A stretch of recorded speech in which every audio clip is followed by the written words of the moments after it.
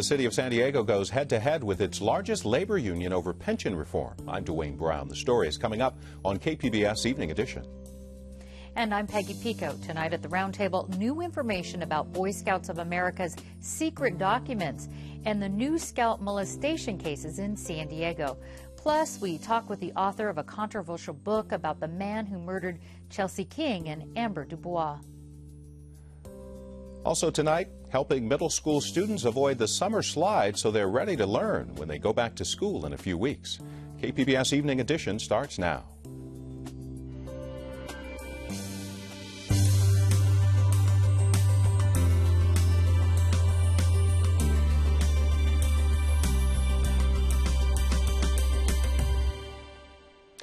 Good evening. Thanks for joining us. San Diego and its largest labor union squared off today in a legal hearing over Proposition B. It replaces city pensions with a 401k plan for most new hirees.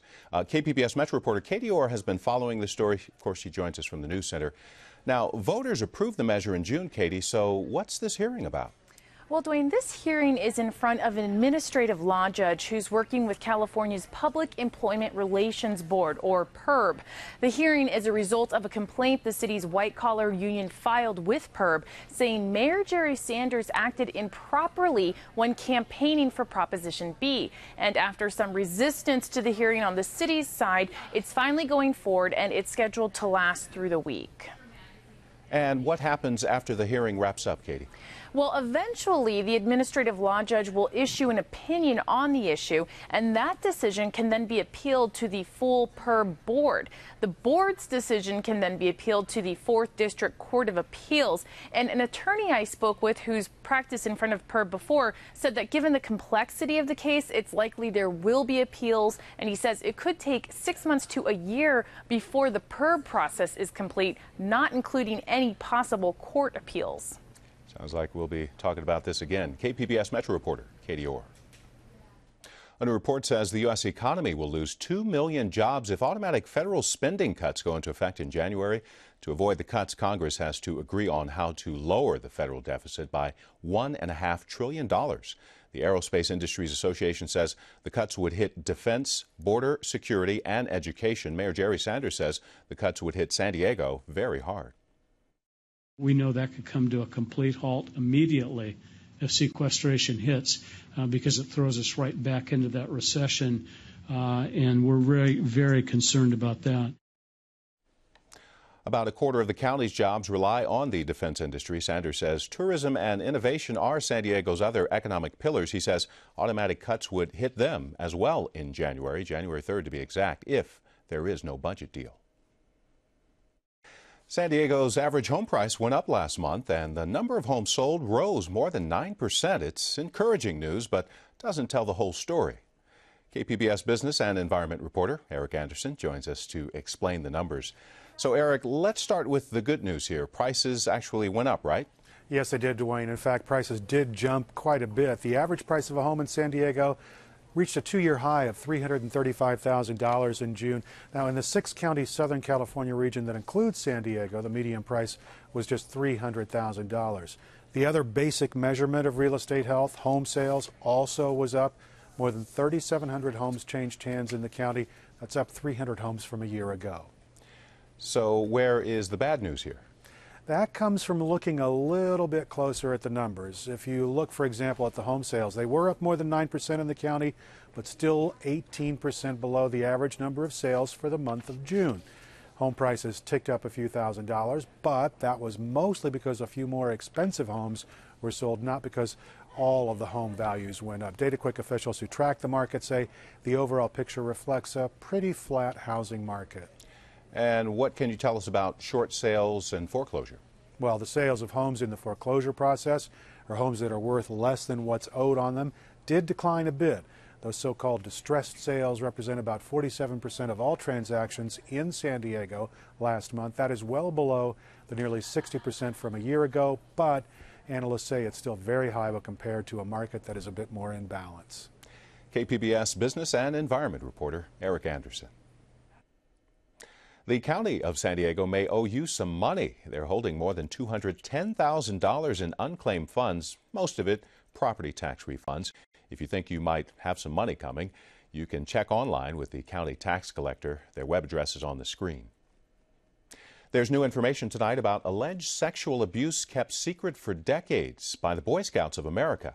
Peggy Pico is talking about that at the roundtable. The Boy Scouts of America says it takes its responsibility to protect youth from abuse very seriously. But a recent 10 News investigation into once secret documents raises questions about why the organization kept information about abuse from law enforcement. 10 News investigative reporter Mitch Blocker joins me with new details about alleged molestation in the Boy Scouts here in San Diego. Mitch, thanks for being here.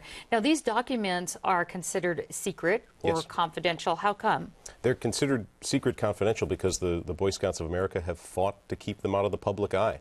Across the top of these documents, it says confidential files. They use them as ineligible volunteer files to keep those who should not be in scouting out of scouting. And this was a 20-year time period. Tell us about the time period and what is in the files. The files consist of allegations of abuse sexual in nature from 1971 to 1991. These files have newspaper clippings of trials. They have allegations from parents, from youth within the Boy Scouts of America. They also have charges from courts, all sorts of things that would point to sexual abuse, allegations, things that the Boy Scouts of America knew about the people working within the organization. But they didn't release it to law enforcement. Once again, now a court order in Oregon, tell us a little bit about this. They actually forced the Boy Scouts to release these documents? The Oregon Supreme Court upheld the decision to release the documents. The documents were initially released out of the state of Washington, a case involving a man named Matt Stewart, who was molested when he was a child. He's now an adult in his 40s. He hired an attorney out of Seattle named Tim Kosnoff, who pursued civil litigation against the Boy Scouts of America for his client, Matt Stewart. And he won, and part of the settlement was to release these confidential files. The case you're talking about in Oregon involves another civil case. Okay, yeah. And I just wanted to briefly take a moment to see what this was on a website of the Boy Scouts. Here's what they had to say about releasing the documents. Okay. We take our responsibility to protect youth from abuse very seriously and work hard to ensure that we maintain the highest quality leadership. We have a long history of incorporating new best practices into our youth protection program. But unfortunately, there still have been times when the best practices at the time were insufficient, and for that we are deeply sorry. So they apologize. Did they say anything more to you when you were trying to get these reports? How easy is it for you to get the documentation you need? Well, the documentation became public record right after this civil case in Seattle. The Boy Scouts of America have not agreed to any on-camera interviews with our organization, with ABC here in San Diego. I know of other ABC affiliates across the country who have tried to get them to talk on camera as well, and they have refused those requests as well. Their spokesman has corresponded with me. I've provided some questions, some things I wanted to know, and he's given me some answers. But no direct communication with them as far as you know, as far as making a statement about how they handle these cases. Before we go on, I want to ask you, how many cases in San Diego right now involve the Boy Scouts and possible molestation charges? We know, what we did was we sorted out of about 5,000 cases to find how many involved San Diego, and we were able to find at least 35 specific cases that involved sexual abuse in that 20-year time frame. So that's back then. Has the statutes of limitation run out, or are there lawsuits actually going on right now? There are lawsuits across the country right now, civil lawsuits, but as far as the statute of limitations, they've run out on a lot of these cases because they're, in some cases, 20, 30 years old. In your investigation and you're talking with the Boy Scouts, have they said that they've changed their practices since all of this has happened? Yeah, that's a good point. I mean, to be real clear, we're getting a glimpse at a 20-year time period from 71 to 91 about how they handled these abuse allegations within scouting. There's currently an effort just up in Santa Barbara to get the 92 to present-day files released, but the Scouts are fighting that right now. As far as how they handle situations now, they say that they've changed. They say since 1994 they've background checked every single adult in scouting. They say that this is a glimpse into the past. Yeah, they say that, but they're still withholding that information right now. Why don't they want those documents released? That's a good question. I'd love to be able to ask the scouts why. The lawyer who is fighting this, it's a very similar case to the way that the earlier files got released. He is representing a child who was molested by a guy up in Santa Barbara in 2007, and he actually won this civil case. The files are to be released, but the scouts appealed the decision, and now it's going to the Supreme Court.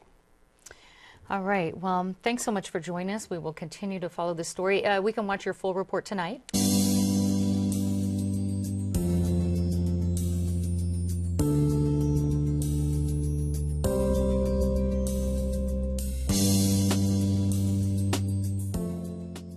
SeaWorld has lost another legal round to get trainers back into the water at its Shamu shows.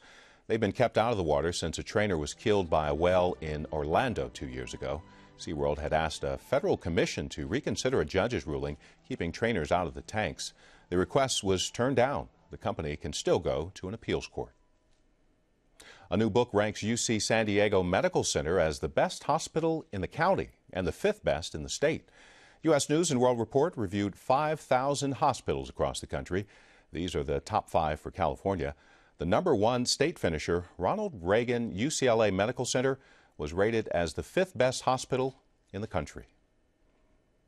The murders of 2 North County teenagers in 2010 is making headlines again, only this time it's a new book.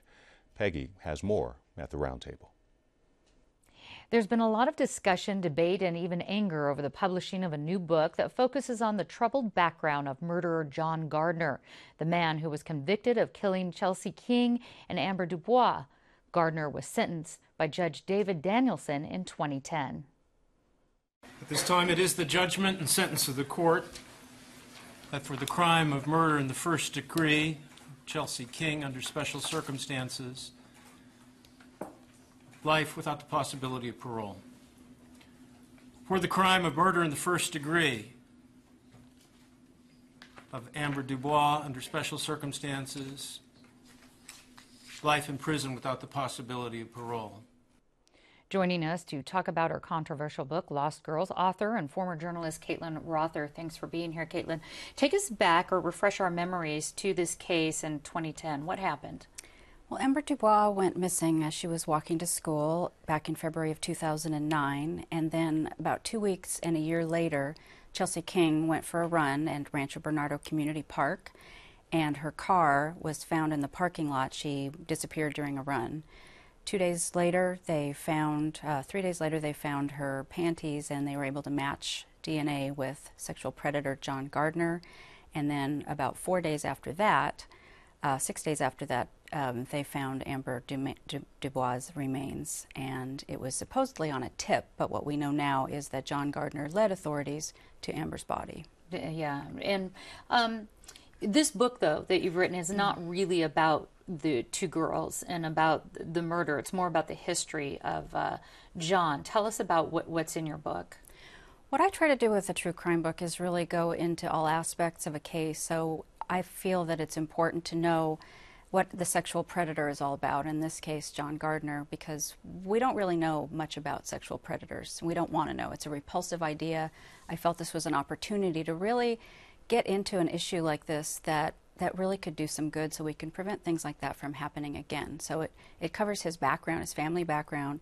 It goes through the investigation, and it goes through, you know, a little bit about the girls, because I always like to pay a tribute to victims. This is to honor the victims so that there won't be any more of them. Unfortunately, I shouldn't say unfortunately, but both families strongly oppose your book. I want to put a statement that they put on their Facebook page here, and this is what it says. With the publication of an unauthorized new book, our families are being driven backwards at a time when we were all working so hard to move forward. We have already been through the most devastating storm of our lives, so although weathering this new one pales, we are deeply hurt. How do you respond to that criticism? Well, I've said this before, and I'll say it again. I'm very sorry for their loss. I'm very sorry that they're hurt by this book, because that certainly was not my intention. I was really hoping to do something positive so that we could prevent other victims from falling to the same fate.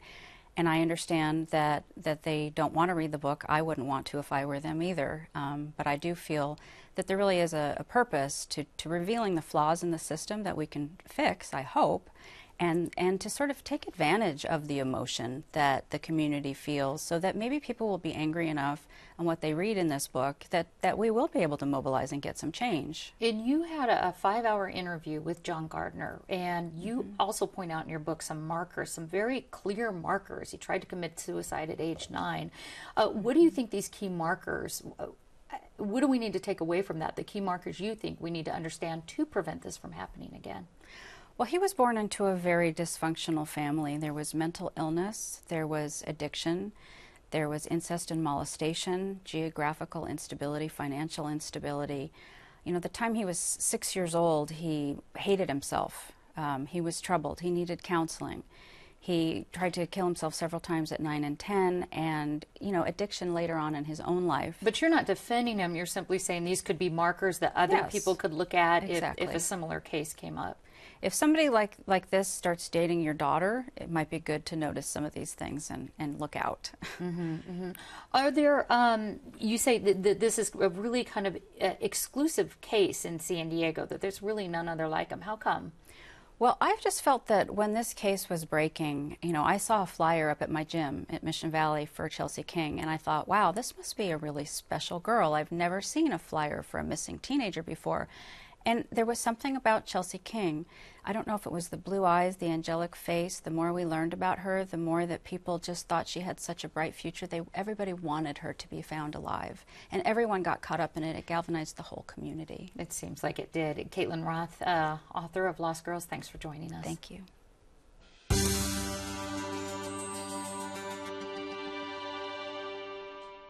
Most San Diego students have hit summer's midway point, and many may be telling mom and dad, I'm bored. Driving parents crazy isn't the only hazard of an idle summer. It can also have academic consequences. KPBS education reporter Kylie Calvo tells us about a program to help middle schoolers learning through the long, hot summer. Summer is supposed to be a glorious stretch of downtime for kids when they can go to the beach or maybe to camp without the pressures of school. But ask a few students at Claremont's Marston Middle School about what their What I Did Last Summer essay would be about, and they paint a decidedly less idyllic picture. Just sit there and watch TV. Or I just sit there and watch TV or just go on the laptop. Nothing, I just stayed home. That TV watching and internet surfing lead to something called Summer Slide. Marston Vice Principal Alex Wynn says teachers plan for students who return in the fall with math and reading levels lower than when school let out for summer. It's almost like a catch-up for us. You know, it's the first couple of weeks or so trying to catch up with the kids who are not in the summer program or the summer school. And so we see that, and we kind of build that around it. So the first couple of weeks, just a quick orientation and quick basic skills just to catch them up. But some students never catch up. One study followed students over 5 years and found that those from low, middle, and high-income families made similar test score gains in math and reading during the school year. But over the summers, low-income students made no progress or backtracked in those areas, while high-income students continued to advance. The difference may be access to sometimes expensive summer camps, or even just to the library and parents that encourage summer reading. State funding cuts have meant fewer summer school seats, even for San Diego Unified students in danger of being held back. But for 4 weeks this summer, about 150 rising 6th, 7th, and 8th graders are taking part in the Summer Adventures program at Marston. The free program, run by Think Together, a Santa Ana-based nonprofit, tries to prevent the summertime gap. All right, this group is correct. So this group over here is first. You got your second. We need third and fourth. Students spend the morning in math and English classes and the afternoons rotating between club activities like art, fashion, cooking, and science. But even in the academic classes, instructors aren't relying on the kinds of worksheets kids might see during the normal school year, says Marston Program Coordinator Kent Smith. Well, a lot of the activities that we do is hands-on. It's interactive. Some may call it disguised learning because some of the students may not even know that they're learning, but they really are. But the learning isn't that disguised, from 12-year-old Monica Figueroa.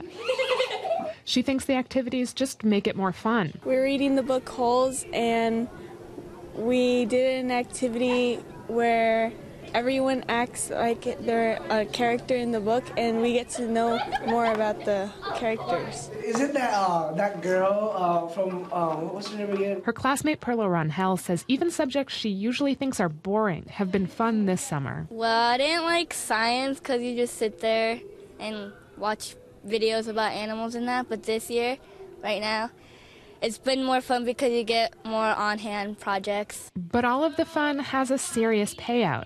Think Together says about 3/4 of the students who attended their programs last summer rose a whole grade level in math. Wynn believes offering the free program on a first-come, first-served basis to all middle school students is key at a school like Marston, where more than 70% of students come from low-income households. And some of our kids don't have that if this does not exist, meaning parents can't really afford for the kids to go off and, you know, do their own thing. And with this program, it's so important because it offers math, science, technology, and the academic part too, which is math and English. About 1,300 San Diego Unified students are enrolled in Summer Adventures this year. It's the second time Think Together has run the program in the district. But in a school district with more than 80,000 low-income students, San Diego is probably a long way off from a summer vacation without academic consequences. He has the answer. KPBS education reporter Kyla Calvert. Think Together's Summer Adventures program wraps up this week at 8 city middle schools. The Dalai Lama came to San Diego back in April, but his visit will now help a school for homeless children. The Monarch School is getting funds left over from the Dalai Lama's visit. School officials say the $51,000 donation will be used to support a student leadership program. It's a bucket list for the community. That's how one man described a chalkboard display outside a bar in Hillcrest where neighbors and visitors have been filling in the blank to an age-old question. Well, it's a compilation of everyone's before I die, you know, the things I want to do. Robert Van Dyken had a few thoughts about the writing on the wall. For example, I will never die. This one is a young person who still feels immortal. You can always tell the age group you're looking at. Before I die, I want to ride my bike. That's a 10-year-old. But Van Dyken was far less inclined to answer the question himself. I think I need to reflect a little bit before I just dig in. Kevin McConville says he saw the public reaction when it went up on the corner of University and Richmond outside the Alibi Bar. At first, he thought it was kind of crazy. My gosh, look at the board. It's unbelievable. Within like probably a half hour of people, you know, this board being up, it was like half full of just ideas. This wall has obviously struck a chord and people want to express themselves, even if it's temporary. Hundreds of dreams, hopes, and jokes have been scribbled, erased, and replaced since the board went up about 2 weeks ago. Jerusalem Farmer thought it was a cool concept and made sure her comments wouldn't be forgotten, so she took a picture of it with her cell phone. 6 months pregnant, her wish was all about family relationships. I put make sure my family is happy. Neighbors don't seem to mind as long as it doesn't get vandalized. A similar wall went up outside a building in North Park on Adams Avenue several months ago and has seen quite a bit of graffiti. I was told most of the folks who've signed the wall in Hillcrest have never stepped foot inside the Alibi. That bar put the display up.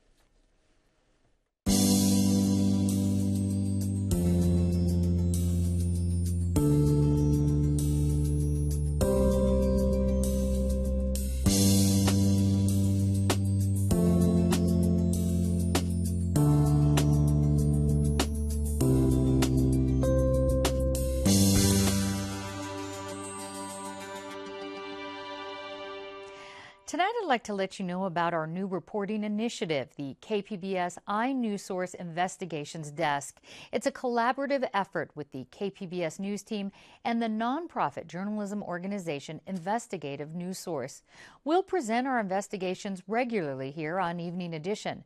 Tonight, we've got a preview of the Investigations Desk special series, Deadly Patrols. Civilian deaths at the hands of U.S. Border Patrol agents are increasing, even though illegal immigration and assaults against agents are down. This special report illuminates serious questions about follow-up and accountability. Take a look.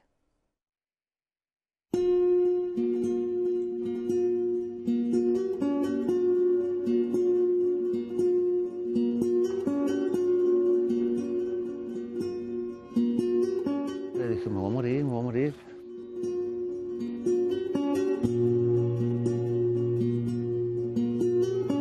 He had been killed by U.S. Customs and Border Protection agents.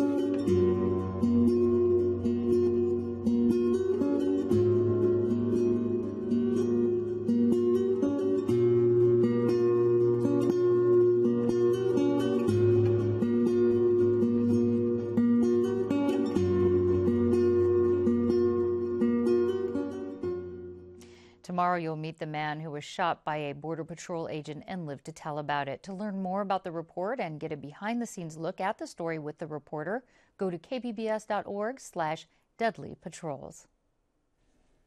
Recapping tonight's top story, San Diego and its largest labor union battled over pension reform today. It was the first of a four-day hearing over claims Mayor Jerry Sanders improperly used his office while campaigning for voter-approved Proposition B. Home sales jumped by more than 9% in the county last month, while Southern California's average home price hit its highest point in 2 years. You can find tonight's stories on our website, kpbs.org/evening edition. Thanks for joining us. You have a great night.